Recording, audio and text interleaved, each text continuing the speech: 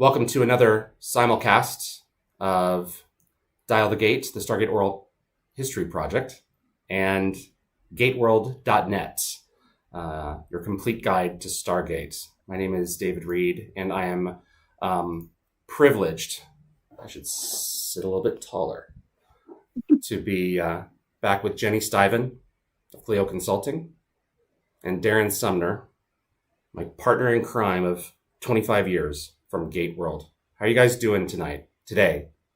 Tomorrow, the morning for you, tonight for me.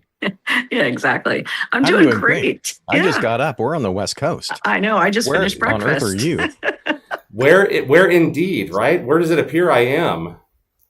Yeah, what is behind you? It's pretty cool. I am in my friend Stefan's house in Switzerland. And I am sitting in the Antarctic chair and Atlantis Atlantis control chair from the series. And it's... Then I picked the right t-shirt. Right? I got all my Atlantis ships on. How are you guys doing? Oh, cynically okay. It's been a heck of a week. Yeah. How about that? I've been busy with the news coverage for all of this after Variety broke the news a couple of days ago that Martin's show is canceled, which is the reason we're all gathered here today. Yes. In addition to talking about fandom, right? What do we do as a fandom? Where do we go next? But I've been, losing sleep like you. Gutted and devastated and personally recovering. And then in the midst of all of it, trying to figure out how to cover this and how to, give fans a rallying point. Yeah. I saw somebody on Gate World's Discord put it, I think, perfectly yesterday, which is I did a 2-hour live stream by myself when the news broke. I know. Talking with fans. That was crazy. The way that somebody on Gate World Discord put it was Darren's live stream was like a wake and David's video was like the eulogy. Oh God. Oh shit. Sorry. No way. Seriously? But we're moving forward. God. This is day you put it best right before we went live. This is not a sad podcast. This is not the funeral podcast. No. We do Ian, my buddy Ian, put it interesting the other day. He feels like the dog that caught the car. That's a great way to put it. There is a little bit of truth to that for sure. But we're here to be with everyone out there. We're thrilled to have you here. I put in the stream, and I will reiterate here, your thoughtful comments and passionate feedback from the announcement are welcome. Harassment, abuse, and excessive cursing will result in removal. Thank you for showing the best of this fandom.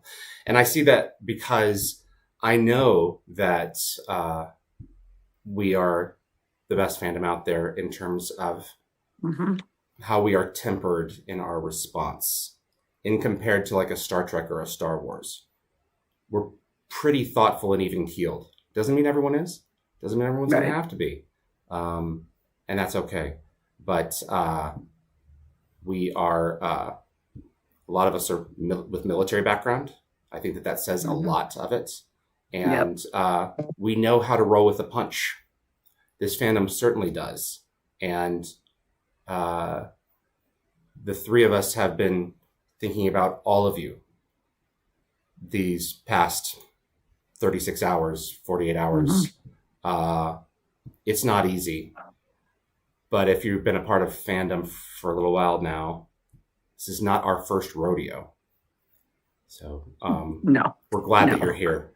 So very glad that you're here. Jenny, Darren, do you want to, you have been covering this far more thoroughly than I am, which is one of the reasons I was surprised that we were going to share this, because you've really gotten the in and outs. I've only just touched the surface of what's been happening. Can you please recap beyond the Variety news story? Because you made a nugget in today's live stream that I wasn't aware of, or today's recording, Mm-hmm. I'm grasping here, trying to figure out what it was. But there was an additional piece of information, not just it doesn't necessarily fit the vision moving forward. There was something else, and I think it may have had to do with strategy. Am I So getting this is anywhere close? you are the full picture. If you've read the Variety news story, which broke this again on Tuesday afternoon, you're only getting a little sliver of the picture. Gateworld did some reporting with our sources and confirmed that the news is true. Martin's show has been canceled at Amazon. But then shortly thereafter, Deadline also posted an article, and Deadline's piece digs a little deeper into some of the executive machinations at Amazon and Mm-hmm. some information about who has been involved in the project and who's there and who's not there anymore. So I would encourage everybody who is looking at that. I tried to summarize it in the news story at gateworld.net, but the piece is at deadline.com. And the short of it is, okay, so Variety gives us this piece. Variety says what their sources told them is that this cancellation happened because Amazon decided, right? Amazon, we're talking about an entity. Amazon is actually a lot of different people making decisions. But Amazon decided that Martin's show was not going to reach far enough beyond the existing fan base, something to that effect. Deadline then, right, and we all kind of called BS because we know that Martin and Joe and Brad are working on a show very deliberately. That's right. To honor the legacy of what's come before, but also be very accessible to new fans Mm-hmm. and casual viewers. So it didn't sit quite right.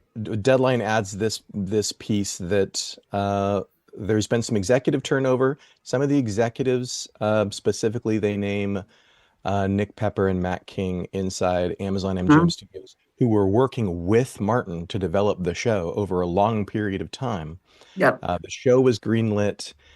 Their boss, correct me if I'm wrong about any of this, Jenny, but their boss is Peter Friedlander. He started in October, and Mm-hmm. Stargate was one of the first things that he greenlit. So Stargate Mm-hmm. got the green light in November. Yep. And then by the early part of the year, by February or so, Matt King was gone. Nick Pepper was gone, and they were replaced, or one of them was replaced by Blair Fetter, who is now Amazon MGM Studios head of. It's this funny job title, head of It's a world building and genre sort yeah. of thing.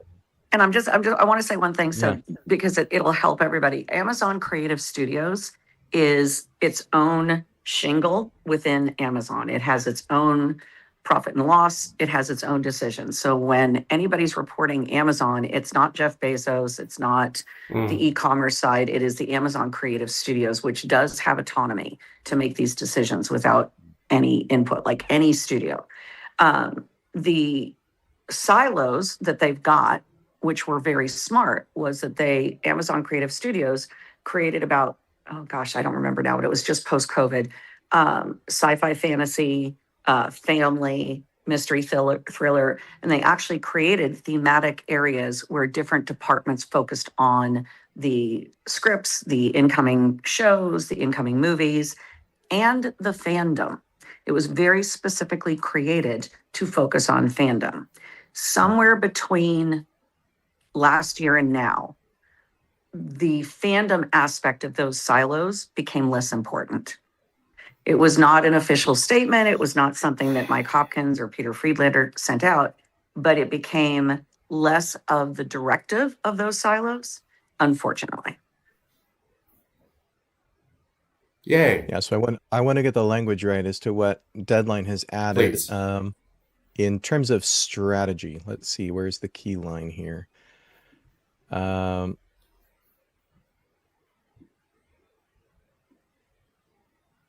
The decision to pull the plug came late in the process. So we know that the writer's room had more or less wrapped up, and everybody was working on their scripts. Yeah.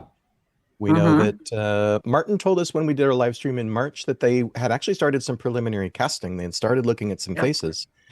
So we were kind of anticipating, okay, summer casting, fall start for filming. Deadline says, quote, "It was explained with the new series vision and creative direction, which allegedly no longer aligned with Amazon's programming strategy." And what I said in my video that I posted yesterday is that kind of speaks volumes to me. No longer aligned suggests that at one point it did align, right? Yep. The show was greenlit in November. It fit with Amazon's strategy. And then there's a bit of executive musical chairs. And now, bada bing, bada boom, it no longer fits with the strategy. That means that this is not about Martin's show. It's about the fact that the strategy inside Amazon has changed. Which happens a lot, unfortunately, in this industry. And it's, the other thing is I highly recommend that everybody read the IGN article that quotes Joe Malazzi, who was creative consultant for the writer's room.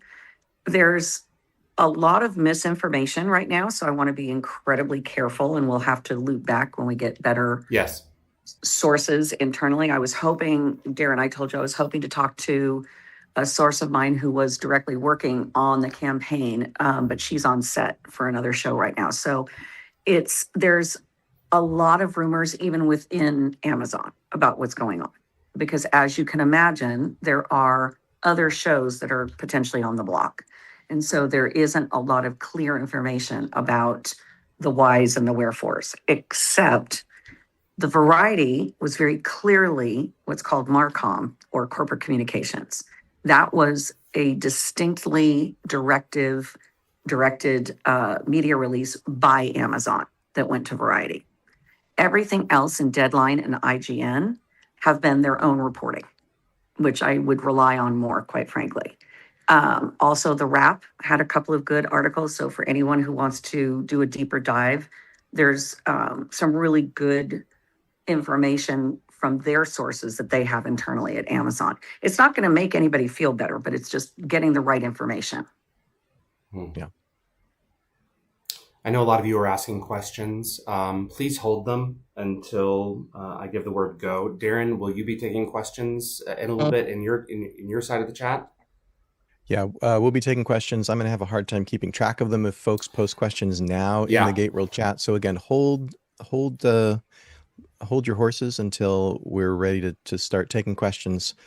We want to get them covered. And we want to get the right information out there. We want to we want to share Jenny's expert insider analysis. But also, I think it's proper to just sort of take our temperature, how we're feeling about this. It's devastating. I'll start there. But is this a lost cause? Is this a done deal? Personally, I'm going to say you can't ever say never. As I tweeted out, and David and Darren have been with me through 4 of these, I've been through, this will be my 5th cycle of greenlit, canceled. For Stargate. David, Stargate. just for Stargate. And David, that doesn't even count the game. So I think... There's 2 of those, at least. I mean, at least. And I do want to reassure a couple of people. Stargate is unique in many, many ways. The number of seasons, the persistence and determination of the fandom over 20 some odd years. But it is not unique in the sense that what this just went through is slightly different than norm. You don't usually get to pre-production like that. They were in pre-production in London doing location scouting and cancel, but it does happen. So this is not necessarily a lost cause, because this is not an outlier. If this was an outlier, I'd be worried. Because if this was something where I didn't see a pattern, or I didn't see something that norm in this industry, I'd be concerned, because that would mean it was something personal or something about Stargate in particular. To Deadline's article and IGN's article, this definitely was an executive management swap out, different programming strategy. Whether we agree with it or not, that leaves open the door for things to change again, depending upon executives, depending upon what can happen. I do want to be clear to the fans, because I am sure that, in fact, I've seen this a lot.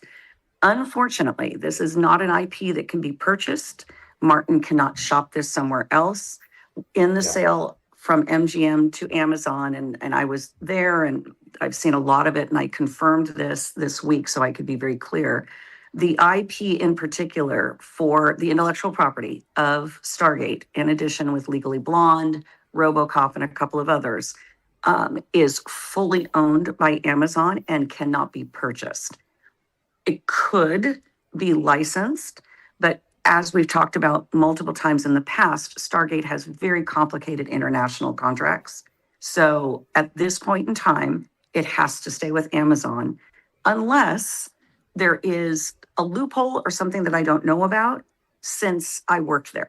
But that was very clearly, and I did confirm that this week with 2 internal sources legally, that it cannot be shopped around outside of Amazon at this point. So Apple, you're saying, couldn't come along and say, we like Martin Garrow and are interested in pursuing this idea. Could we license?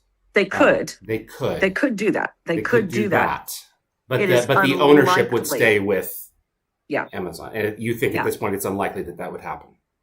Well, mainly because not that it couldn't happen, and that's why I always want to leave a door open that this is not a lost cause. But if Amazon made this decision specifically about a couple of shows, and by the way, it's not just Stargate, there are a couple of other ones, then they do have a change in strategy, in programming strategy.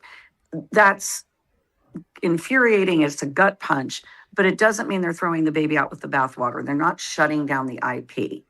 I think for most of us, if this had happened 2 years ago before Martin started this process, and we knew that this was a possibility, that it could be Martin and it could be Brad involved and Joe involved, and every single solitary person from the previous 3 shows was contacted by Martin personally, I don't think we would be as devastated, obviously.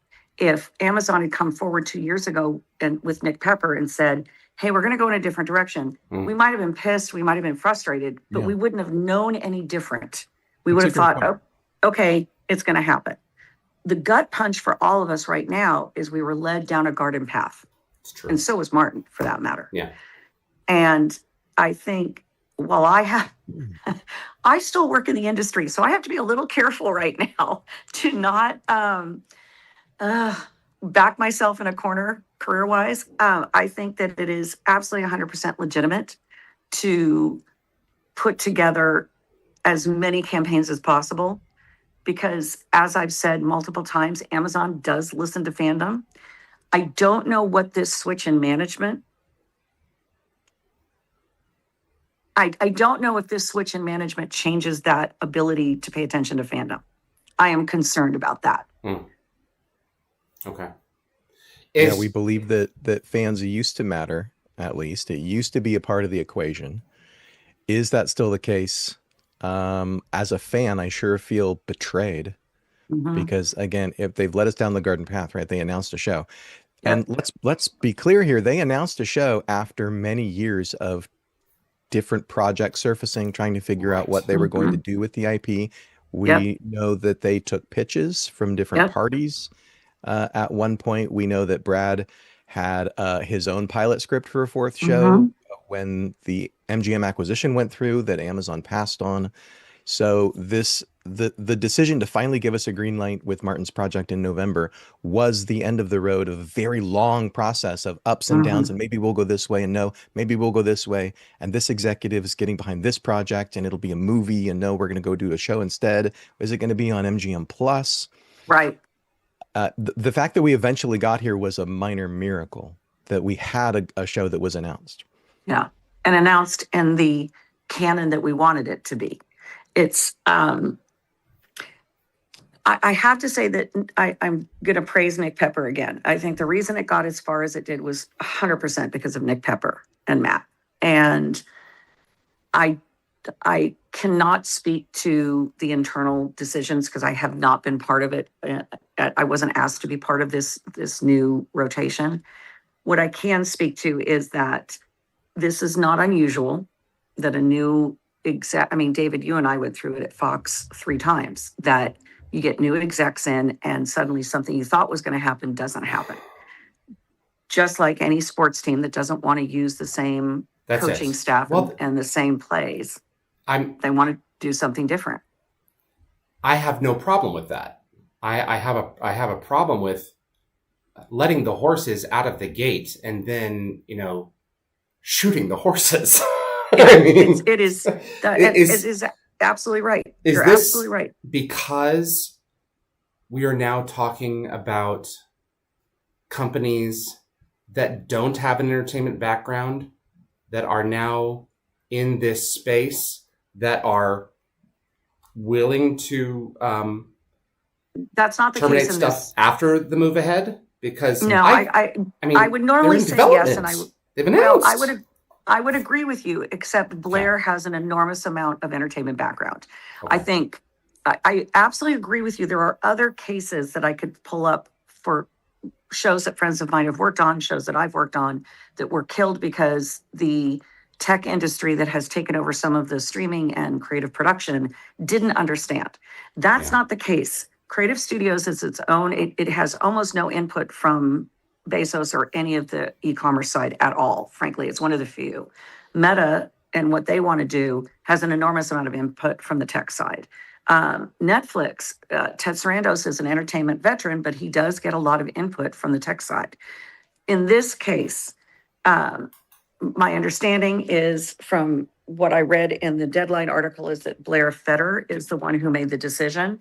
He has an entertainment background. It has nothing to do with tech. It has everything to do with not understanding sci-fi. And that was what I was tweeting out, is that I am just gobsmacked that I am and by the way, this is not the only time I've had the argument in the past month with a studio exec that sci-fi and sci-fi fantasy are not old news.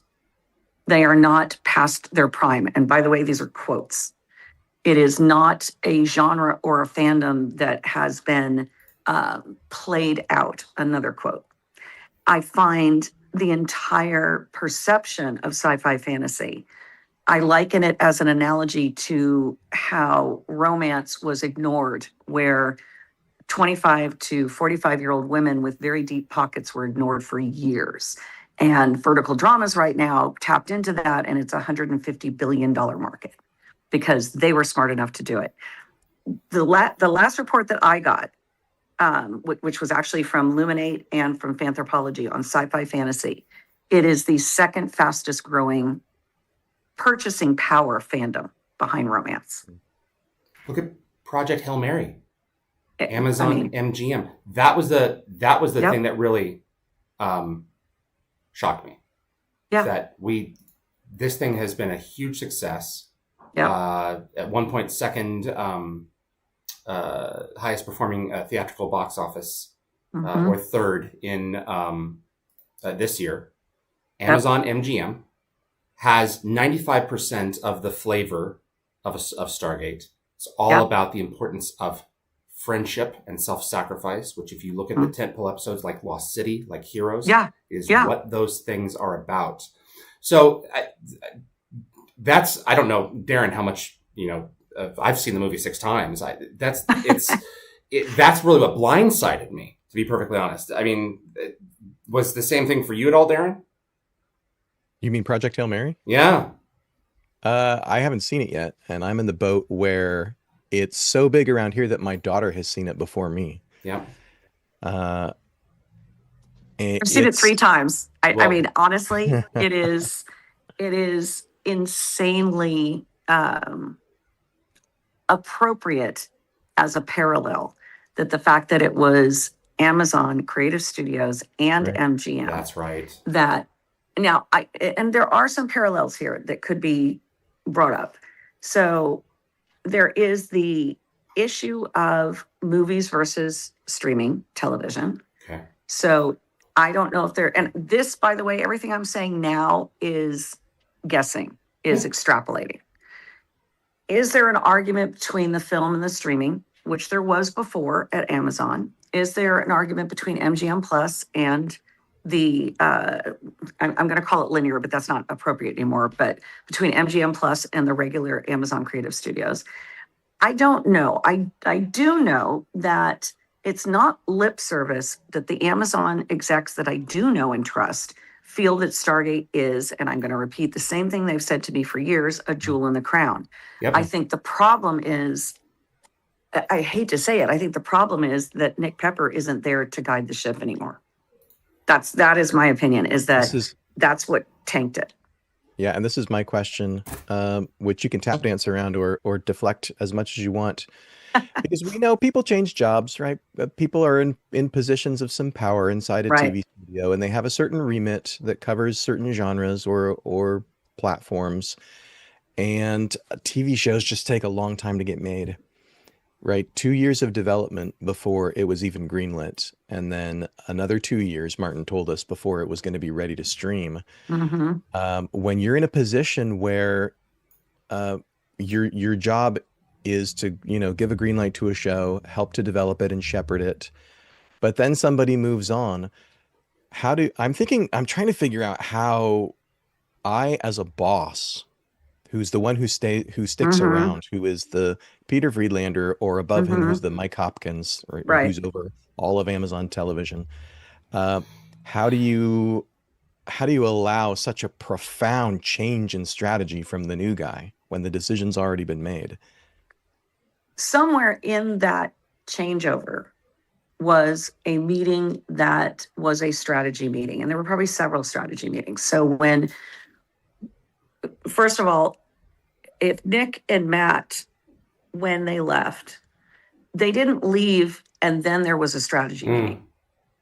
There's a shift in approach regardless, which is why the timing of this is odd and why I want to get more sources to find out what's going on. Because when someone leaves, normally the conversation has happened before. David, you and I were there at MGM when Eric Doctorow and Michael Brown, and there was a huge shift in management and Anna Kono, and everything was put on hold. And then when Michael and Simon came back in, we were brought back in.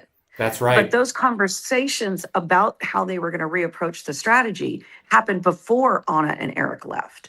So I think something here isn't tracking for me in terms of what was the discussions with Peter Friedlander when he came on board, which was last year, October, right, Darren, I think? Yeah. What was Mike Hopkins giving Peter as a directive? Because Jen Salka had left.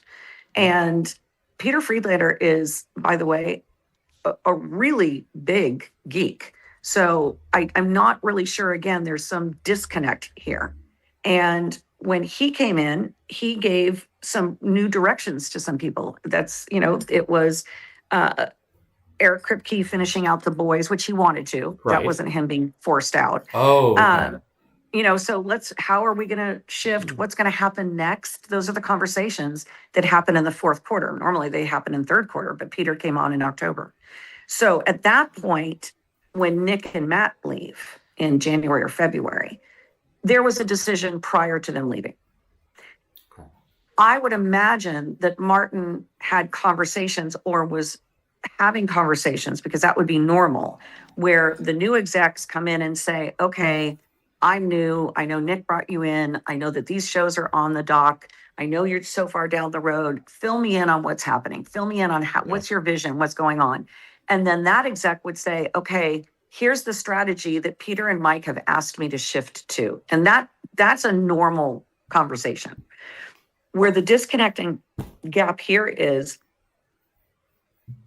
why, if Peter was so far behind, so much behind the whole show in October that he greenlit it, what shifted so drastically in January and February that Nick and Matt leave and this strategy is now radically different, 180 degrees? And again, I want to repeat, Stargate is not the only victim. So there are a couple of things that I'm going to bring up that I'm going to be very careful about. So doing some digging, and Darren, I talked to you about this. A week ago, 3 animated AI projects were greenlit at Amazon. And they were greenlit within the same silos that Stargate and a couple of other shows that got pushed. I think that whatever this programming strategy is, and again, I'm guessing, I'm going to go find out from my sources if my extrapolation is true or not, is that programming strategy shifted, unfortunately, to a quick buck in cheaper AI production. That is my conclusion. Okay.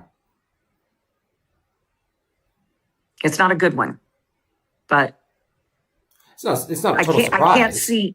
I can't see any other reason to have such a radical change that you're so far down in pre-production and the money spent. If it was in any manner, shape, or form failing, I've been there. I've been on a show with Kurt Sutter, Sons of Anarchy, where we got all the way down, and even he was like, okay, this isn't working. We got to pull the plug. It's better to cut bait. Let's not spend any more money. But that's not this case. I've also been on a show where we were all the way to location scouting, and the execs changed over in a radical way, and the show got canceled, not because of programming strategy. It got canceled because they couldn't afford to do it at the rate that needed to be done for a sci-fi show. This is not what's being quoted to me. It is not about cost, unless we're talking about AI production. And it's very clearly been stated to me exactly what you heard and read, Darren, is that it's a programming strategy shift, which lays pretty much the responsibility at the feet of the people who made this decision in an executive suite, in a C-suite at Amazon and Creative Studios. Yeah, this is a good time for a comment from Gateworld's chat. Official Sirens Cry says, no longer aligned with Amazon's programming strategy is not a reason. It's the absence of a reason wearing the costume of one. Yes. Right? It kind of sounds like it's a little bit more dressed up than creative differences. Yeah. It's just, we greenlit this show and because it fit and now it doesn't fit. So again, the strategy has changed, but it's, I mean, frankly, it's embarrassing for Amazon to do this. It's embarrassing for these executives who greenlit this thing and worked on it. And I have to wonder, I mean, if Stargate is so important, if they recognize it's important, and if they recognize that treating its fan base right is a valuable thing, that the fan base is in some sense a commodity for whatever they do in whatever shape or form, eventually when it comes around, the built-in fan base is some sort of asset to them. Then all they've done here I think that what's very clear, Darren, I'm so sorry. Massively damage this relationship. Yeah, and I don't mean to interrupt. I think part of my cynicism today is because I just came out of meetings this week where fandom was, and the community of fandom was ignored and dismissed again. And I genuinely think that a huge part of this gap, and to the commenter's point, programming strategy is a reason that's not a reason. It's empty. It is literally empty calories. Yeah, it's vacuous. It's vacuous. And I think there's several different layers here. I think the first layer is what I've described. There's no question that when someone new comes in, that the strategy changes. That's just par for the course. Like I said, the analogy for sports is exactly the same. You want your own coaching staff. You want to bring in the people that you trust. The problem with that is for everything in a entertainment studio that was already on deck, most of the time, those execs try to absorb or figure out how to shift the programming strategy to meet or to have that show meet their strategy. It is unusual to do what this is done. It's not an outlier, like I said, it's happened before. The gap is the blatant disregard and dismissal of the fans.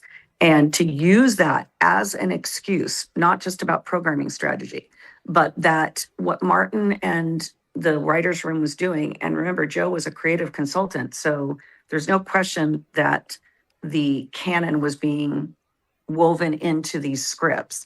Yeah. But Martin was very clear from the outset that you can't do a new show, whatever you want to call it, without attracting new fans, period. Mm-hmm. That's just the name of the game. And if you're going to commodify fans, then you have to be able to convince the core hub and then do those concentric circles out. The three of us have done this for decades in this business, where you go for the core fan base and then you start to go and find the next concentric circle out, whatever that is, wherever those fans are. And you go to where they are. Who's your audience? Where are they? The fact that both of those things have been dismissed egregiously is concerning, to say the least. I think that there is a contradiction in terms. We want all the fans, but we want the fans our way. Yeah. Yes. Very much. And they'll so. show up and they'll open their wallets and they'll pay for what we give them. It is a conversation I had with a Warner Brothers exec 2 years ago, and David knows this story. I was working with them on a potential pitch for all of the DC universe and a presentation. And I was heavily talking about the fandom. And they had just done their whatever fandomonium, whatever it was for the DC universe that they did just post-COVID. And the proposal was to link the whole DC universe, the TV universe, the movies within a fandom community. So we could have a DC universe conversation, forum, community, the whole bit, and have original content. And very cool pitch. It was done by an amazing creative agency here in town. And the exec blatantly said, laughingly, Jen, why do I have to worry about this? If we build it, they will come. It's 65 million fans. Why do I care? And that was the quote. And I just was blown. And I said, because you want a relationship. I mean, you look at any other industry in the world, customer relationship management is literally an MBA doctorate you can get. Why would you not do the same for fandom? Why would you not build a relationship? If you want to commodify, to use your word, the fandom, to get them to pay more money, to come back and pay more money, to buy the merch, to do what you want to do, you look at Disney. Disney, with, let's be honest, ups and downs recently, certainly knew how to build a relationship with fans. And Warner Brothers was 100% about, nope, if we build it, they'll come. I'm not worried. And that's what this strikes me. They don't care about Amazon Creative Studios currently, in my opinion, doesn't care about whether or not it fits TV canon or the movie canon or the fandom. Whoever's making these decisions, and in my opinion, from what I've read and from what I've heard, all they care about is leveraging the IP, because that's the quote I got.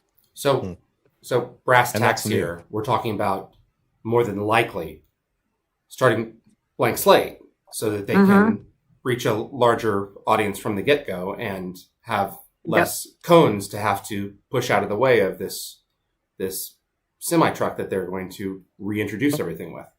Yep. Okay.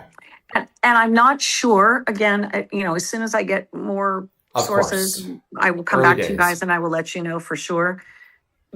But considering the meetings I've had in the past couple of weeks where that has been a theme, I don't think I'm that far off. The reasoning may be different, but the gap is, well, obviously we know the gap is there because they were quoted as saying it. They were quoted as saying that they didn't think that this existing fan base was enough and that Martin was and this is the part that kills me, in essence, writing a show that was fan service. I mean, what the hell? It could not have been farther from the truth. And that I know for a fact. Everything that he was writing, all of the episodes, the arcs, the story arc was based on a foundation of the TV universe and then expanded in a really cool way beyond that. So the excuse, the lip service, is puzzling to me. And that's where I want to get to, okay, what's the real reason? Because then that helps us as fans and execs in this industry to say, no, we do want this. Please don't go down this road. Listen to us. We do know what we're talking about. Until I know where that gap, the why it feels so off, I don't know necessarily what the answer is, other than, for fans, other than doing exactly what's happening right now, exactly the right thing, the petitions, the calling them out, the boycotting. It works. More than anybody else, it works with Amazon. Netflix, I got to be honest, you pull this with Netflix, it's kind of below their interest. Amazon does pay attention to this. Ironically, it's somewhat hypocritically right now, they do pay attention to it. I think that the opportunity to, and I normally don't say this, scream loudly that this is not right, that this is not the conclusion, that the fan base beyond that core is there, has to be proven. It can't just be us that are signing petitions. We need to get other sci-fi fans to say, I'm a huge Boys fan. I'm a huge Invincible fan. this sounded fascinating to me. I already saw several Darren and David on your tweets who said, I've never even watched it, but this fan base popped up in my feed on Threads and Twitter. I'm fascinated by this. We need to get more people like that There's to so sign many the folks petition. that I have been exposed to recently. I'm sure Darren is the same, that we're finally like, I've been a sci-fi fan all my life. I've not taken time for this one. I'm going to take time for this one now because this one's on its way and I want to be ready. I've lost count of the number of folks who are who cover entertainment media, and right. Robert Meyer Burnett is the one that I'm thinking of off the top of my head. Yeah, and he's ready to rock and roll on this, and and it's IGN. I think Den of Geek's going to write an article too, because I reached out to them, and I know Comics Beat is going to write an article. I think IGN's article was probably the one that maybe laughed the hardest, because what they were doing was, in essence, taking a shot across the bow, and I thought it was pretty ballsy, and I appreciated that they did it. It was obviously the guy was a fan. I think that it's really important for us to reemphasize that what Martin was writing was not going to require people to go watch 17 seasons. Right. 385 episodes, or whatever it is. I should know that by heart by now. And 3 movies. What was required was for us as a fan base to motivate others that are friends of ours that watch other sci-fi, whether it was The Expanse or The Boys or whatever it was, to come and watch this. And that was happening, as is evidenced by the people that have come on and said, geez, I didn't even know this. Oh my gosh. That's what I think was missing. And here's where I'm going to go back to whatever happened to the focus in these silos at Amazon Creative Studios to focus on the fandom. They lost their way, because that's your audience, and audience development is just the base. I mean, I feel like I'm preaching to the choir, but audience development is how you get people to watch your show. Yeah, this is what you do for a living, right? You're a pro when it comes to fan engagement and audience development. I just want to make the point that this is new. Like, for years, we've been told Amazon has been, right, by and large, pro fan. That they've been interested in sort of, how do we, we got a show like The Boys or Invincible. How do we find the right people, take it to the fans, speak their language, meet them where they're at, listen to them? That seems to have changed. I agree. And that seems to have changed in fourth quarter, first quarter this year. Although I will say there was a friend of mine did get laid off in the sci-fi fantasy silo, who was in charge of all fandom last year. So I don't know if this was part of that strategy turn. I think, again, I'm extrapolating, but what comes across is the commodification took a leap forward, where it's leaving the actual fan relationship and fan engagement behind.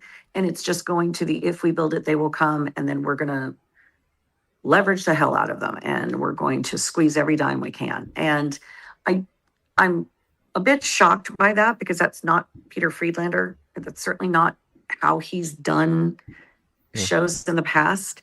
So I'm hoping that what can happen here is that there's enough of a fandom outcry that it reaches Peter's ears, Mike Hopkins' ears. And it is, oh, wait a minute. Okay, we might be changing our strategy, but this was not the right direction. That's my hope.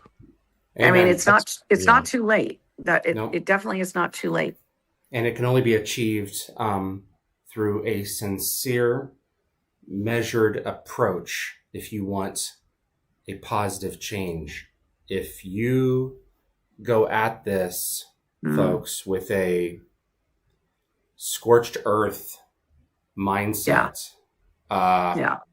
stick and carrot, guys. It won't work. It won't work. They don't care. Because then all they do is they say, oh, it's a toxic fandom. And unfortunately, I wouldn't want to create content for that person either. Well, and it proves their point now. So again, the goal here is get friends of yours who you were probably already talking to about this and how excited we were. Get them who are sci-fi fans, who are fans of other Amazon shows. Get them. That's what I'm going to be doing. What I'm going to be doing over the next week is I'm working with a really good friend of mine, David, from who used to be at Think Jam, Lou, and see if we can't put together a bit of a viral campaign that reaches fans of Amazon shows who would have supported this. Yeah. So I'll try to put that together this week. I don't know, in the middle of the regular job. Right. But I think, to your point, David, you can be upset. Everybody deserves to be angry. It is a horrible gut punch. I can't even imagine. We're not saying not to be upset. Martin feels. But to your point, we can't come at it with scorched earth and pitchforks, because then, unfortunately, it like I said, it just proves her point. Yeah. I want to bring in the event that happened this weekend and how that may play a part in what might happen next. Darren, should we open the gates to questions first, or should I bring that up first? What are your thoughts? Let's talk about what you guys were doing this past weekend and where that might go. But it's super positive. Yeah, it's really positive. I'm excited to share this with people who haven't seen it yet. Mm-hmm. You had an amazing time. I'm so glad that you were there and that you've been able to lend support to the children of MacGyver the way that you have. Mm-hmm. Yeah, I want to keep us kind of between the guardrails of positive fandom and what can we do constructive next. Yeah. Yep, that's it. Well, let me pull up the image here so that folks can see for themselves. Everyone's going to have to forgive me because I'm operating on a little bitty laptop here, and everything is kind of backward. This is EMG. This is the team that created a 1/1 scale, artisan level Milky Way Stargate replica. Woohoo! It is accurate down to the non-symmetrical pyramid and sun rising above it, gate symbol, glyph, on the original Stargate itself, which I did not realize it, but they proved it to me at the event. It is not symmetrical. I love it. And it's got some angle problems on its feet. That is how accurate this thing is. And Richard Dean Anderson himself came over twice and acknowledged the fandom. Oh, that's so cool. So cool of Rick. My buddy Ian, it was one of the people who chiefly made this particular event possible. He wanted this one to happen. Quentin is the president of the club. He has been working on this Stargate variations on it for over 12 to 13 years now. 12 years, right? At least. It comes together and apart like Legos. It's Swiss, so that makes sense. And it's it's like a carnival ride. And next, they're going to make it spin. It's so cool. That's nuts! Who does that? It's so amazing. That's up there with the bridge in Ticonderoga, the TOS bridge. I can't think of anything. These guys have been doing this. Talk about persistence and determination. These guys have been working on this since I was working on Stargate. So it's crazy to me. It's amazing. It's so phenomenal. I'm just blown away. No, I'm glad you're able to be there in person. I'm thrilled to be here for them. At M. Joe Angelini, MacGyver's Children, made in France. No, but it's Swiss. To that end, I think occasionally breaks down, but it keeps perfect time. That's wow. Well, they've 3D printed half the stuff in it, and these parts that they've custom created. I think that we are in a position now that it is ready to be presented. I think that we are in a position to leverage this thing. I think that what we should do, and I'm already in a preliminary conversation with Q about this to see if he would be interested in bringing it. It costs 12, 13 grand to put this thing up. I think we should take it to Paris, where there's a huge number of Stargate fans. The number of folks at this particular event who came from Paris to Metz for this event was enormous. Yeah. Nice. And Amazon has a prime center there. And Yeah. I think that we could show them, I sincerely believe, how positive and joyous this fan base is, and how much we are still prepared to support them if they can just move forward and with something that will recognize us. And reaches other fans, because by doing this, Yes. you are in essence creating, I mean, in a very difficult way, a viral campaign that reaches other fans. Yeah. And I think if we did an outreach to other sci-fi fans who are in the area in Paris, of which there are, Amazon has a ton in France. And their offices are just a couple of kilometers from the Eiffel Tower. We've already Germany. Yeah, this is true.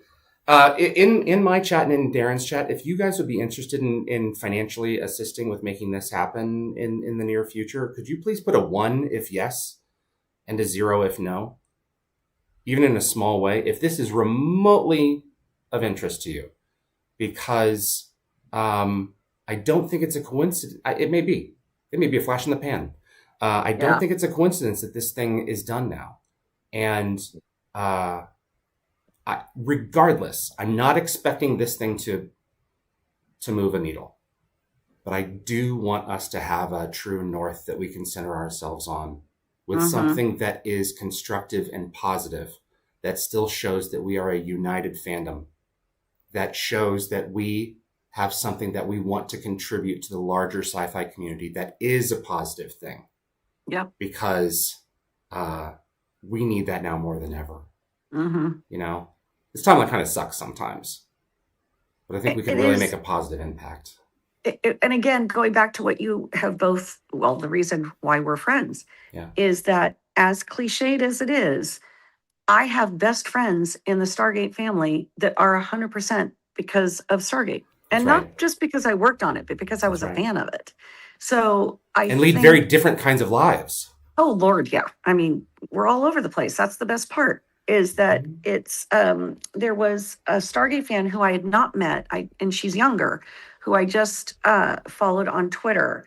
I think it's Emerald May, but she wrote a very eloquent, very short essay on Twitter about why Stargate works. And she's probably in her 20s.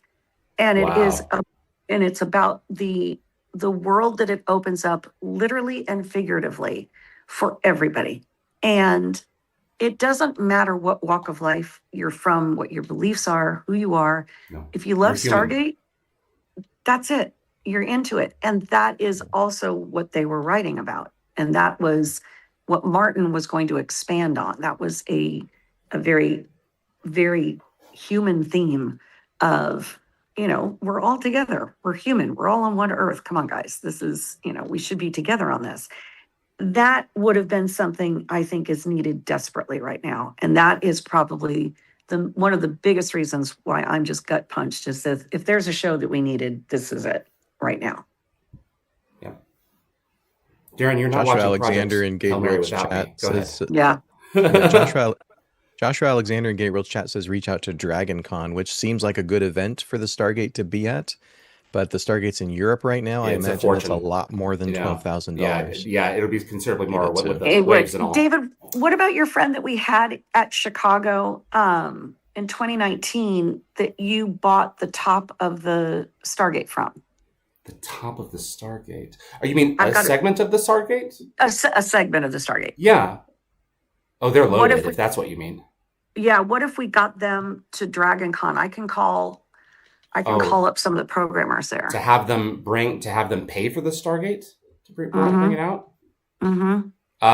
It's certainly doable. Once the gate's over there, they're probably going to want to keep it there for a while. I know that Q and his team want to do at some point an American tour of it. I don't know if August is going to be it though. So that makes sense. But there's got to be people that we know that are doing or have done something that could be brought to Dragon Con. Definitely, I'll look into that. Kelly and I can look into that. But I don't want to sure. skip over the idea of leveraging the Parisians and all the Franks in this. The French. Yeah. I've said this before. I'll say it again. I don't know what's in the water over there, but over here, but they love themselves some paramilitary American sci-fi. So, you cannot underestimate this particular chunk of the fandom. Well, I'm going to go back to what the three of us worked on for years and years and years, and why I know that there are certain fans that are probably on right now that are going to laugh at this. The international global market is bigger than the domestic one. That's correct. Period. And Amazon will pay a lot of attention to a global, and this is why I asked the guys that started the petition to make sure that it's a global petition, because they're going to pay a lot more attention if we have a lot of global, to your point, David, outreach, viral campaigns, noise from those fans, because this was one of these few times that Amazon was going to, and MGM unfortunately never got this right, where Amazon was going to get it right, where this was going to open in territories simultaneously to domestic. And for those of you who were with us when we were working on Stargate Command, that was the biggest problem, is that we could never get it to the territories it should get to. And this, in general, is by far, while domestic is important, the international audience is weighted more heavily on that scale by Amazon. Okay. So. Okay. Darren, are there any particular campaigns that you think that I should be putting on the screen here? Jenny, can you? There we go. Yeah, sorry. That's all good. Darren, is there any in particular? I believe there's SafeStargate.com. Should I bring it up? Let me see here. I've seen a lot of things, of course, out and about over the last couple of days. Fans are amazing about jumping straight into it with launching petitions and campaigns, and the idea of sending tissue boxes in the vein of Children of the Gods has come up again. That's been a campaign many times in the history of Stargate. Somebody has a GoFundMe going to fly a Save Stargate banner over Amazon headquarters. And then I've seen at least 4 petitions in the last 2 days. So what I kind of want us to do here is, first of all, Jenny, what's going to be effective? And how do we focus on one thing, right? Instead of 4 petitions, how do we figure out, one petition? Yeah. What's worth it? Is it writing physical letters these days? Is it, I'm always wary about online petitions because I feel like they're ineffective. They're a dime a dozen. People don't pay attention. Studios don't pay attention.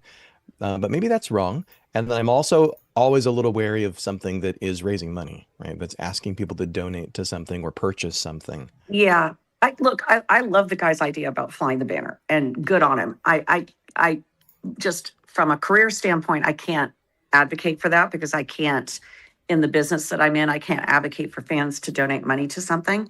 Right. But I will say, I think that idea is hilarious. The petitions work, and they work with studios dependent upon how fractured or not fractured they are. So I'm going to repeat what I said on Twitter. That's right. I wish that I could be the person to coordinate this and pull this together. I can't. There needs to be, if it's the 2 of you, there needs to be one global petition. So the 4 that have started need to communicate with each other, get together. Pride needs to be put aside. If you were the first one or the one with the most signatures, I got to be honest, that's just not important. What's important is that there's one global petition. The second thing that's incredibly important is writing letters, whether it's emails or physical letters, and addressing the specific execs who were making these decisions is crucial. However, you need to go above their head. So you need to be addressing this to Peter Friedlander. Whatever you're doing, he's the decision maker. He's the one. Mike Hopkins is his boss at Amazon Creative Studios, but Mike would defer to his division chiefs. Peter Friedlander is the decision maker. Not Blair then, because Michael Shanks was sending out a post about Blair. It sounds like it's time to go over Blair's head. I'm saying go over Blair's head. Michael's not wrong at all, but you got to go over his head. And and it's got to be done smart so that, again, David and Darren, to both of your points, this can't be, I hate Amazon, or, you guys suck. I mean, trust me, I wish I could write that, but that is not going to make any kind of impact. This has to be an argument that disproves not only the Marcom corporate communications, which was that it was only going to appeal to the fan base, but that it also disproves the fact that this was going to have a limited expanded audience. You need to disprove those two facts, and that's very easily done. In your petitions, in the letters, in the phone calls, whatever you want to do, any of the online, all four of those work. Because imagine if you're Peter Friedlander and you're getting bombarded by your social media team, which he has one in his division, saying, oh my God, I mean, again, it just grew by another 5,000 people online. Then you have a petition that's being called out. Then you're getting phone calls. Then you're getting emails. And then, I mean, there's a certain point at which the exec just says, okay, enough. I got to figure out what's going on. It is worth it for that reason. And it has to be in a way where he doesn't, because if I'm that exec and I'm being bombarded, and the biggest number that I'm being bombarded by is approximately 10,000, it's the same 10,000 over and over again. And they're just saying, sorry, the call keeps coming in. Sorry about that. That all I'm hearing is, this is wrong. I hate Amazon. That's not going to convince me. No, it's just noise. That's just, in fact, that's just going to make me say, yeah, that's why I made this decision. You guys were it. That's great. And I appreciate your passion, but it doesn't change my mind. We have to change the perception. What I'm going to try to find out is what consumer insights led them to believe that this was not going to appeal beyond the core fan base. So I'm going to try to find out from the industry side, what was the research that was presented? Because I guarantee you there was data that was presented. So there has to be a discounted argument of why that's not true. The other part of it is that we need to get other creatives to back up Martin. So we need to have others who trust Martin, not just Joe and Brad. I mean, as great as they are, unfortunately, that just proves the point. Again, you need execs from other shows. Like if I could get Eric Kripke to come to Martin's defense, that makes a difference. Because is he going to bring his boys' audience to this? So or someone like Ronald Moore. Exactly. So you want to, anybody that you guys know that are IGN, Den of Geek, press. So this is the last step. When you can get press to go interview like-minded creatives in the sci-fi space to say, I would have watched this show, that makes a difference. Okay. Darren, they pay attention. Work cut out for us then in terms of strategizing and bringing everyone in. So it sounds like we gotta get a little more information. We gotta get clear on the messaging, and then I'm ready to throw Gate World behind a focused, concentrated effort. Same. That is let's figure out one petition. Let's figure out a letter writing campaign. If it's phone calls, again, social media, all these different pieces are important. And do what you can. I mean, honestly, it's not everybody has the time. We've all got jobs. We've all got things we have to pay attention to. So pick one thing. Don't try to feel, I mean, the three of us can do more than one thing, but as talking to the audience, pick one thing that you know you can spend time on and do it. If you've got an account, like I'm calling out Nicole, if you have an account that has thousands of followers, focus on that. Use your account as leverage. Pull in other influencers. That's what I'm saying, is that it has to be focused and it has to be an argument that they'll hear. So if you have even a small following, but that following is not diehard Stargate fans, bring forward the argument that your account was going to lift up Stargate for people that had never heard of it, thereby proving that this was expansion beyond the core fan base. Okay. And yeah, David, we have a couple of fan sites that have already popped up, savestargate.com and savethegate.com. We're in contact with one or both of those organizers, so hopefully we can get everybody rowing in the same direction. And in there's terms of some messaging and substantial strategy. podcasts that we all know, and obviously we'll reach out to them. Yeah, I've already heard from lots of folks, right?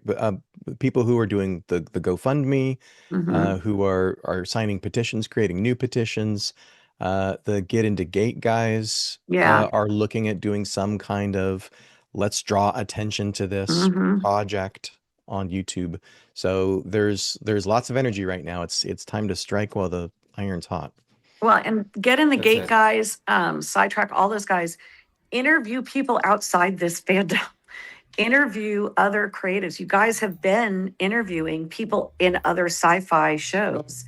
Bring those guys in and say, women in, people in, to say, oh, I was going to watch it. I love Martin's shows. I love Martin's writing. These guys all know each other. So some of them won't commit because it could shoot themselves in the foot with Amazon, and I get that. But you might get some execs who are of other shows who will support it and say, I was going to watch it. I was going to try to bring my fan base to this. That will resonate with Amazon. Yeah. And it has to be to Peter Friedlander. It Okay. can't be to Blair. Blair's made his decision. And he will, as many execs, dig in his heels to prove that his decision was the right one. I get that. But we have to prove otherwise. Okay. Okay. Yeah, he's not going to change his mind. I think it's more likely that his boss is going to That's right. understand that this was not the right call. And I'm sure And Blair thinking made the of decision based on some data, and that's what I have to go find is what was that data? What was that data? But folks are bringing up in the chat that other creators like Ron Moore are also currently developing shows for Amazon. I Yeah, think that it's the going to God be of War series is problematic. Prime Video. Yeah, So that's got to motivate those other fandoms, right? If you're excited about God of War, if you're excited about this true. new project, if you're a Battlestar fan and are just Yep. excited about Ron Moore's next show, Mhm. this ought to matter to you. Yep. Because working under these conditions in sci-fi and fantasy is a risky place to be. Yep. And it shouldn't be. And I hate to say it, but if there's any questions, I got to hop in about 10 minutes. Okay, guys. Go let's do ahead it. and if you have a question that Jenny or the two of us can play with, go ahead and drop them in the chats now, and we'll. I would stay forever and talk with you guys. No, about it. of course. Yeah, we got 10 minutes. We got it. Got to do Yeah, it. Well, sorry. until David has to go to bed, we can keep going for a little bit after you have Poor to hop David. off. He falls asleep on I air. want to pull this in first if I can, David. Mark V2U8E asks us, have you guys talked to Martin, or could he be open to a stream where he gives more details if he can? Is there any rumor confirmation of a new showrunner or a reboot? What can we say about where Martin is at right now and his ability to someday answer questions? He's under NDA. From what I know, yeah, from what I know, he's stuck between a rock and a hard place. Mm-hmm. He's under NDA, which that's standard. That was not unusual. And then he also has a standing deal with Amazon. Yeah. So I think stuff. Yeah, I think he's in a really tough place. I would say we don't bug Martin, because if I were him, and I know a lot of showrunners who have been through this, there needs to be a decompression and a step back and reassess period of time. And hasn't even been a week for him since he found out. It's got to be so raw. It's got to be so raw. And I don't know what it was, but either he was on his way in a couple of weeks or months to London, days, I don't know. So there's all kinds of decompression that has to happen there. There are no rumors. This I do know for a fact. There are no rumors of a new showrunner. There are, or even what the new direction would be. Yeah. There are absolutely rampant rumors about what do they want it to be. And when I say they, Blair or whomever was making these decisions, but they're all rumors. There is zero backup facts on anything that's going out there. So if you guys hear something, even if it's through, I was at an event yesterday, there was a CAA guy there. I don't care who you hear the rumors from, none of it is validated, and you cannot depend on any of it. Even if it's something that we think is in our favor, it's been less than a week. So today's Thursday, right? Yeah, it's been still less than a week. So that not just that they made the announcement, but internally it was made on last Friday. So I would say let us do some homework on that and see who we can find. We can do, and there's other podcast journalists who have access to good sources internally. Let's find out what is being discussed. I think that there's going to be a bit of a scramble, at least that's what I'm hearing internally, seeing the blowback from this. So I would say don't count on any rumors that you hear. Okay.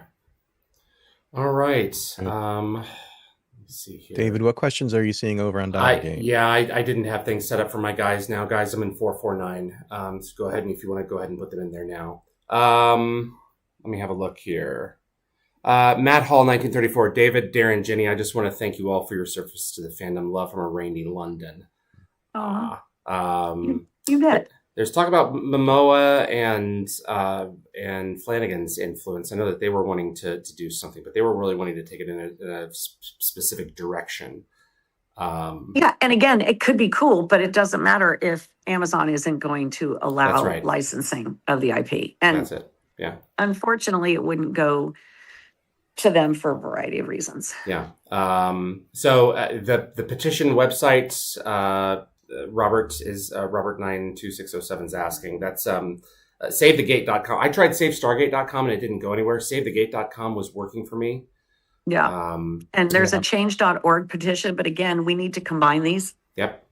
Because it's very hard to tell where we have overlap or if those are unique. I doubt they're unique. I think we have overlap. I think we could say there's approximately 10,000 total that are unique, which is a good number. But we need to get above 50,000 for them to pay attention.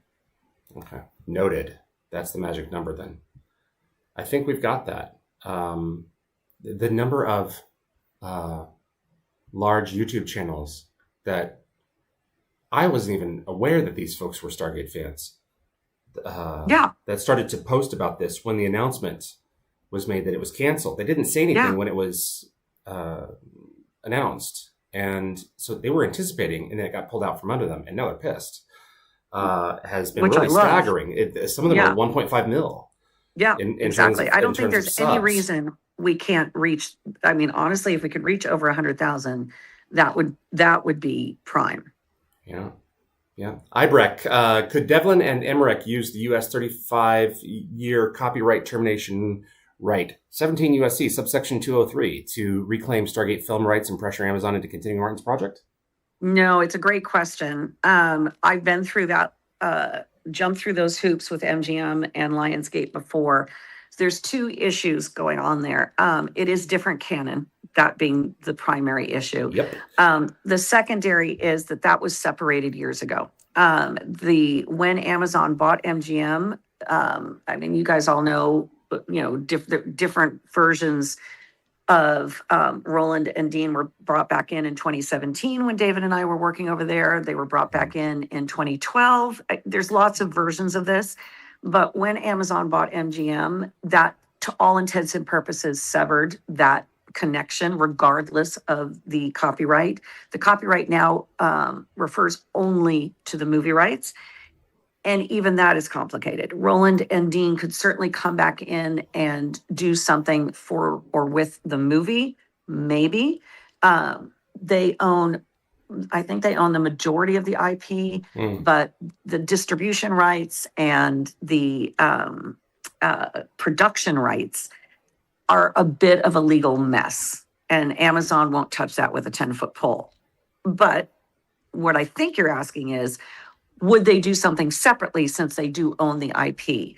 Unfortunately, legally, I don't think they can because they still have to work within the Amazon distribution structure. But I can look it up. I'll get back to you guys about it because I'd be interested. I reached out to Dean. So I'll get back to you guys and see if I can't get a more specific, less interpretation, because that's just my interpretation of when the contracts were signed in 2020 or 2021. But I will try to find out more information on that. Thank you. Yeah, well, Dean has also commented on this on Frakes and Spiner's podcast recently. And the impression that I got from that conversation was that if it was recent or a few years ago, Amazon's effectively bought them out of that sort of 35-year copyright lapse. That was my understanding, but I do want to double check that because the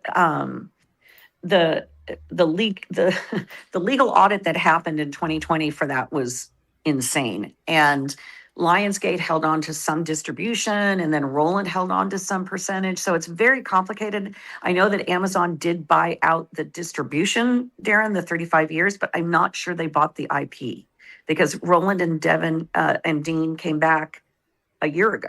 So there's some loophole. So I will go find out what that is and get back to you guys on it. Okay. I love me V.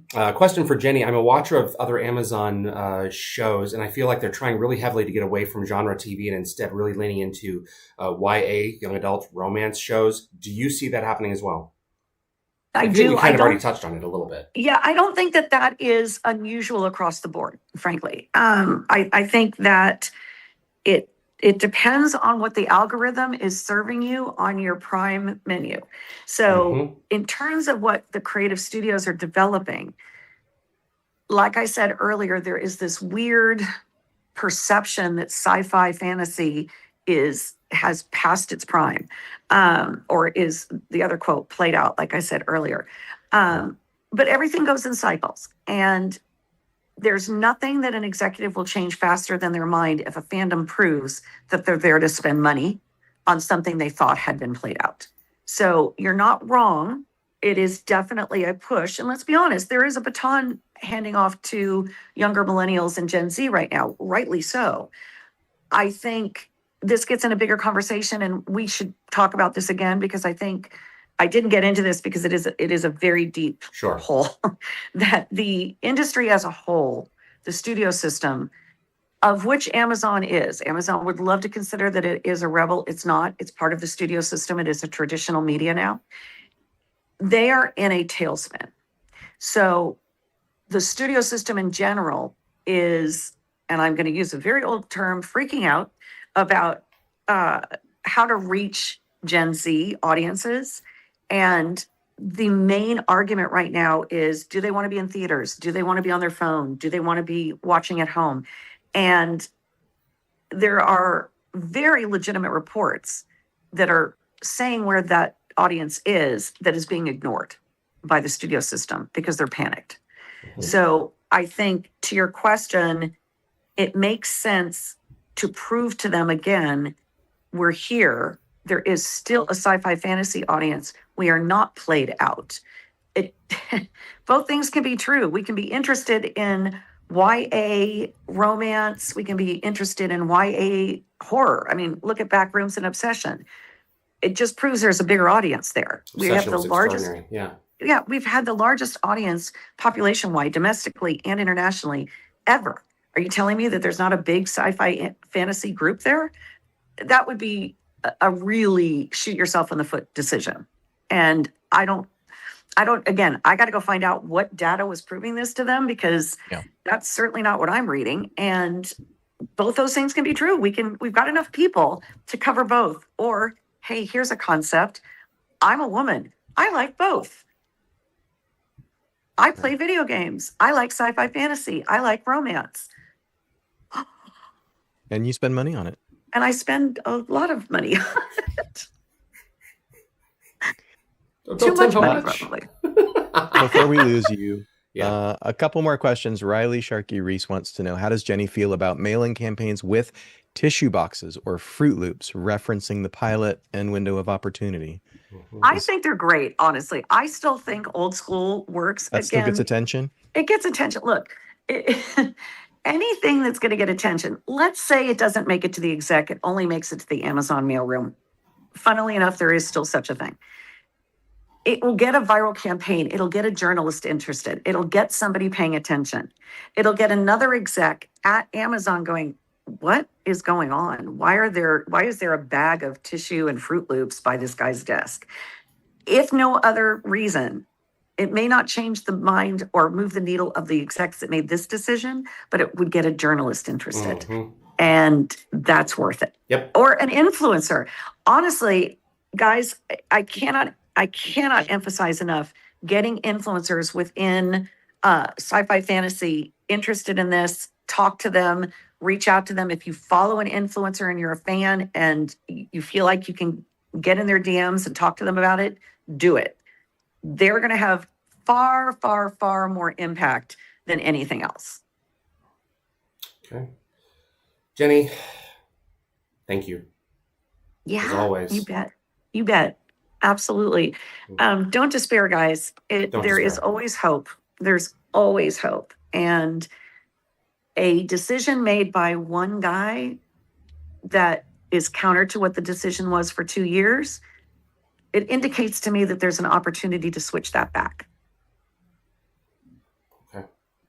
So we'll get to work. Yeah, I hope love so. you guys. Bye, everybody. Bye. Thank you for having me. And as always, keep the gate open. Love you guys. Make good ripples. Make good ripples. Darren, you here with me for a little bit? A few minutes at least? I am. I'm just fighting my cough.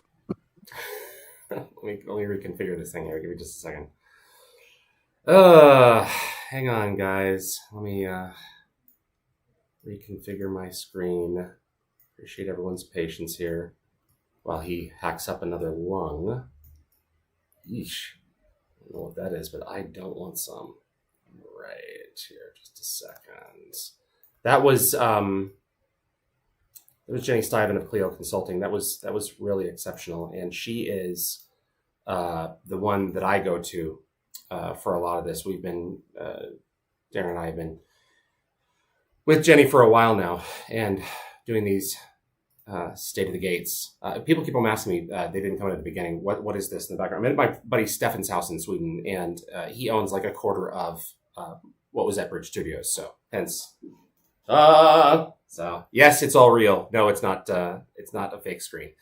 So Darren, do you have, I have a couple of questions that you and I can answer.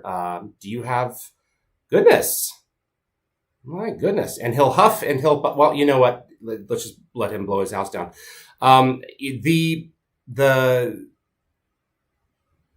thing that blows me away is like Jenny said with the 20-year-old who wrote that, what sounded like basically an op-ed. There is a huge interest from young fans in new sci-fi content. I'm going to go back again to Project Hail Mary, and I really hope my friend Hannah does not mind me sharing this. But I have some friends and they have a 4-year-old named Wes, and he was mesmerized by Rocky.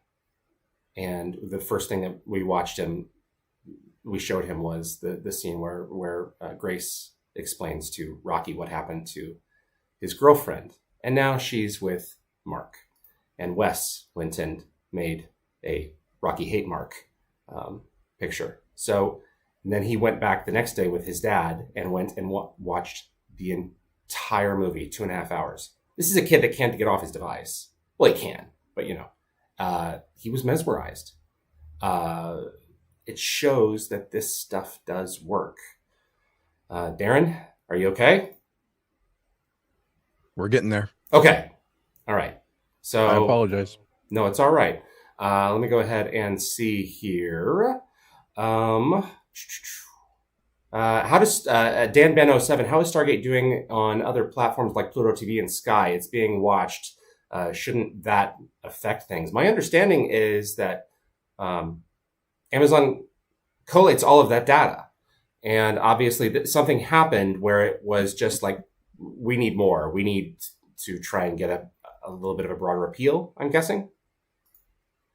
I think that's the case. They're going to get those those metrics. They're going to get that data, but it's also a different silo inside Amazon, right? So licensing, the licensing the show out to Netflix, to Pluto TV, everywhere that it is internationally. It's a different part of Amazon does that work, but then I think the people who are looking at the franchise as a whole and what do we do with it, they're going to get that data. So keep watching Stargate, keep streaming it. It does matter. And I think part of the calculation for greenlighting a new show was that there was some degree of demonstration that people were watching it. People were watching the classic stuff. Yeah. That this fan base is still here and is still active. Yeah, there has to be that can't be ignored.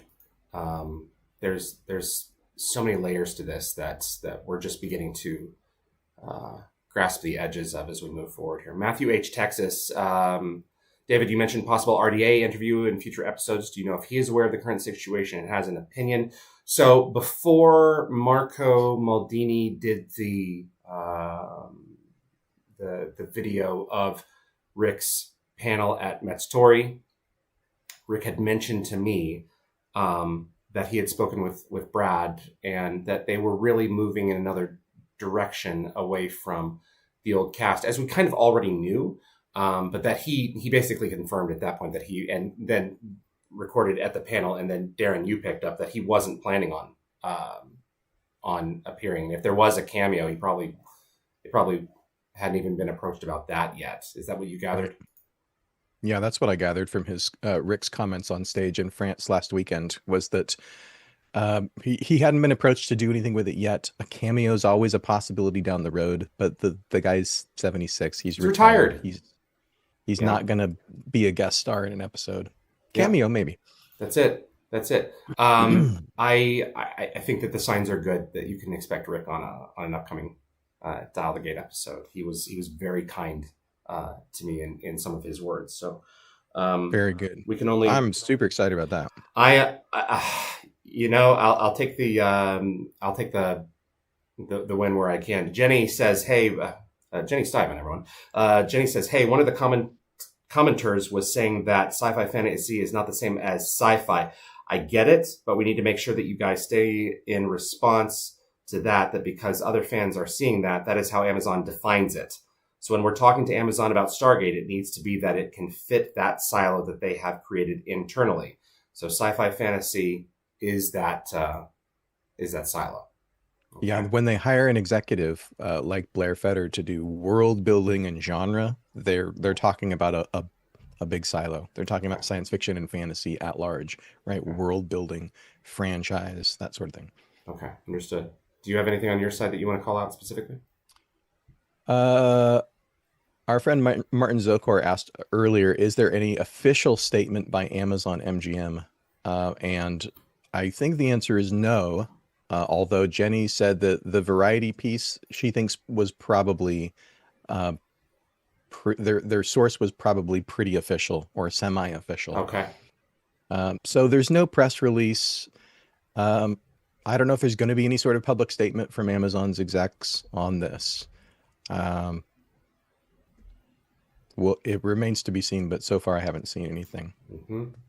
Cosmic Kieran, would Martin's work have been put in ice for possible future use or just thrown in the bin? I suspect the former. If they're adjusting their strategy, that is, it makes more sense to do that because like later on down the road, they're not necessarily going to go, okay, this guy had this thing, this one point here, because Martin's going to be on doing something else, and they're going to want to make sure that content is as fresh and topical as possible.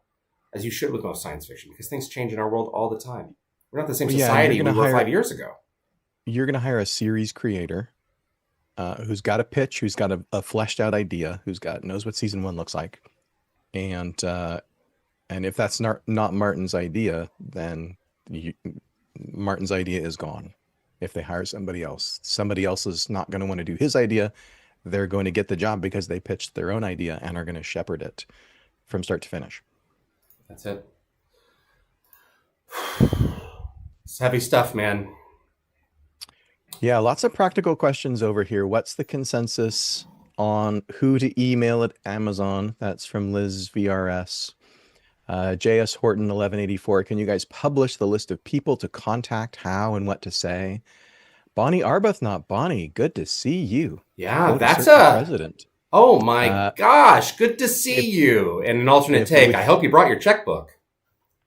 If we want to volunteer, Bonnie asks, or have something to offer, who do we contact? We're going to have to sort all this out as we figure out, which website are we going to use for a campaign? Which petition are we going to use? What language should that look like? Other fans are already off and running. I don't mean to sort of take this over, but we can, I think, bring an audience to it once those questions are all sorted out. In the meantime, who to email at Amazon? I mean, you can just start with the bottom customer feedback. That's it. And know that those, right, your email is not going to get forwarded to Peter Friedlander, but part of customer service's job is to collate everything. That's and right. So they're going to collate, and it's going to go into a bucket. A data and set. The bucket is going to be the Stargate fans are, giving us this feedback. That's it. Bonnie, email me, please. dialthegateshow@gmail.com. I want to talk to you. Okay. What else? RDA interview. Frederick asked the fact that the fan base. Let me see here. There's a question in here. The fact the fan base is less important now at Amazon, could it be related to how the Trek fan base tore Starfleet Academy a new one? Like it scared off Amazon MGM. I don't think so. Peter DeLuise and I have been on the phone a lot for the past couple of days. He has my ear and has talked me off of a couple of ledges a couple of times here recently, and this has been one he mentioned this as well. He wondered if Starfleet Academy had something to do with it.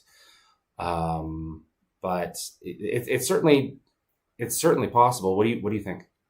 I mean, I suspect, based on what Jenny was saying earlier, I suspect that if the internal decision at Amazon was SciFi's played out, it doesn't matter anymore. You don't have to make fans happy because it's sort of played out and we're going to do other things. If that's the calculation, then it wouldn't surprise me if part of that calculation was looking at, Disney's been struggling with Star Wars lately. Star Trek has been struggling. Right, there's no new Star Trek series currently in production for the first time in 11 years. They might look around and say, okay, I guess the genre's on the downswing. This is the wrong time to do it, especially to do a fan-friendly version of it. I think that's obviously that's absolutely the wrong decision to reach.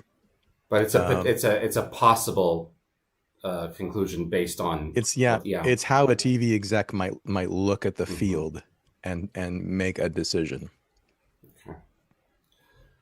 All right.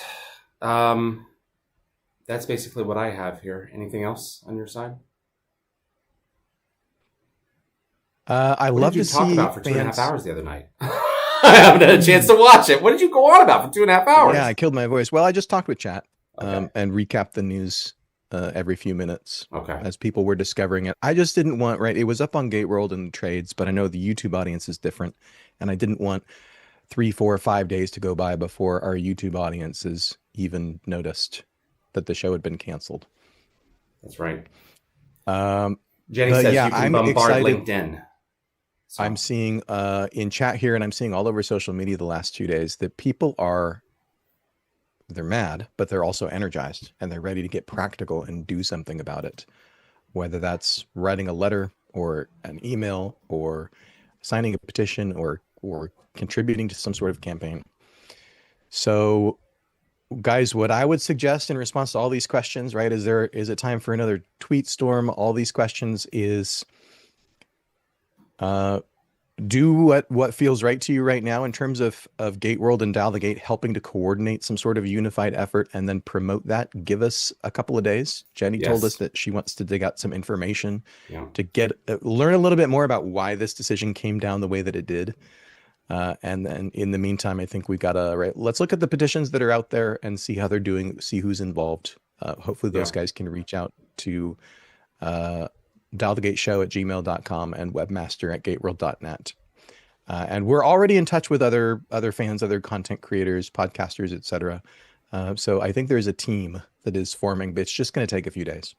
Yeah, give us a shot. I'm out of town until next Thursday, so my communication is spotty. But on this, you're out of the continent.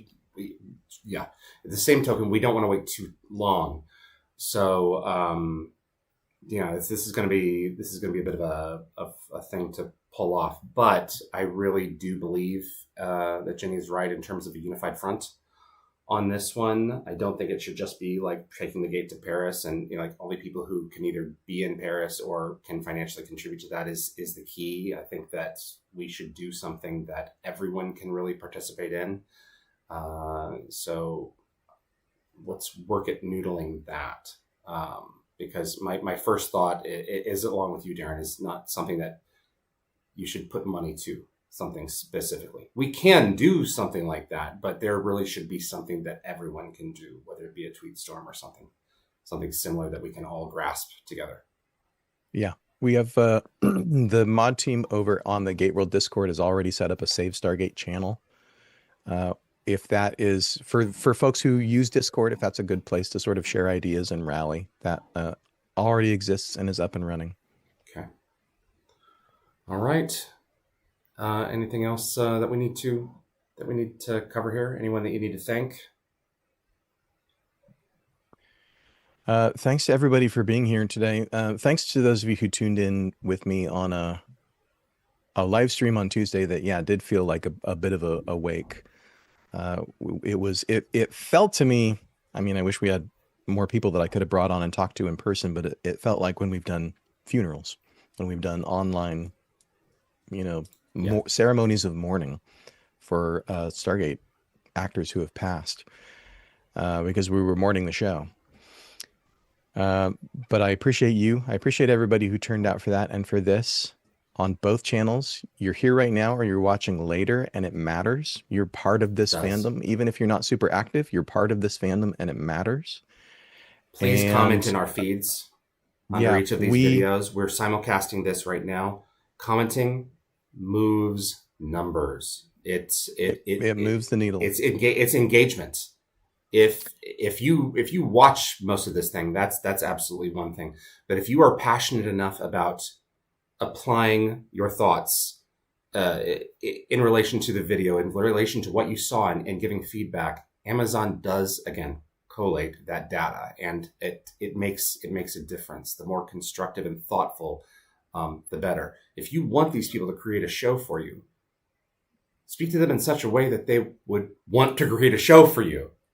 Don't make it so that, no, I really don't want this person anywhere near me. It's a golden rule. Yeah, don't treat be toxic. The way you want to be treated. Yeah. Don't be evil. As you said, make good ripples. Make good ripples. But I'm encouraged 2 days into this news. Yeah. I'm encouraged by this chat with Jenny. I am too. I'm encouraged by the fact that we don't have to take this lying down. Yeah. This is ultimately, I don't know if this gets reversed.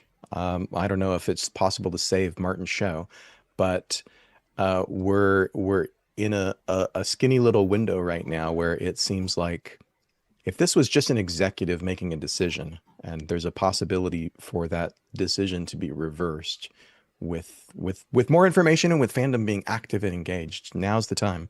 As I think Michael Shank said on Twitter the other day, now's the time. If you want the existing TV canon to continue in some way, shape, or form, this is it. This is the time to write letters and make noise and be positive. Because if this one goes down, I don't know that the next one is going to have anything to do with what they created 20 years ago. Mm-hmm. That's it. I think a lot of the damage has already been done. But I think that the next move is ours as well in this short period. We can't reverse the decision that was made most recently. I don't necessarily even believe that we can get Martin's show going again. But I do think it's very important that we illustrate to them just how big a thud that the fandom can make when it all gets together. What a bad decision. And reaches out as one and says, hey, we're here. We're not going anywhere. And we're going to let you know. So. Yeah, even if Martin's show doesn't come back, it's important to let Amazon know that this is not okay. We see what they did. We know that it's because they're discounting us. And it's not okay. And it's going to hurt their business in the long term. Yeah, that's it. Thanks for coming, man. Thanks for pulling this one off with me. Yep. I appreciate you being willing to find a home base. I didn't know that you were going to find a home base that was filled with, I don't know, maybe more Stargate toys than you have in your background. I haven't even looked around in this room yet, but it is. I'm looking at that Wraith Stunner and a TER and a face hugger. Oh, that's better. Yeah, this is Stargate heaven. So we're going to explore this in a future episode of the show because I'm here, and so therefore we are going to film it. But yeah, thanks again to Stefan for amazing helping me pull this particular episode off. But yeah, this is one room of many. But we will we'll be back with more content. Darren, you're not going anywhere. Wow. I'm not going anywhere. We're here for the long haul, and we're gonna make this work. So because we love that thing. It's time to get busy. That's anything. It. Thanks to everybody for being here. Thanks to the mods in both of our chats. To Raj Luthra, Jeff at Suns and Shadows podcast, Hellcats, everybody else who's been here. Anthony Rawlings here. We appreciate you guys so much. Appreciate you. I appreciate this fandom. I've said it 1,000 times. We'll keep saying it again. I appreciate this fandom and how cool we are, and how much of a family we are. That's it. Yes. Big thanks to Ken, to Anthony, to Marsha, to Raj, to Enigma. Big thanks to my Patreons. You guys are continuing to make this possible. So we'll be in touch, right? All right, more to come. More to come. We'll see you guys on the other side. Keep the faith. Make good ripples.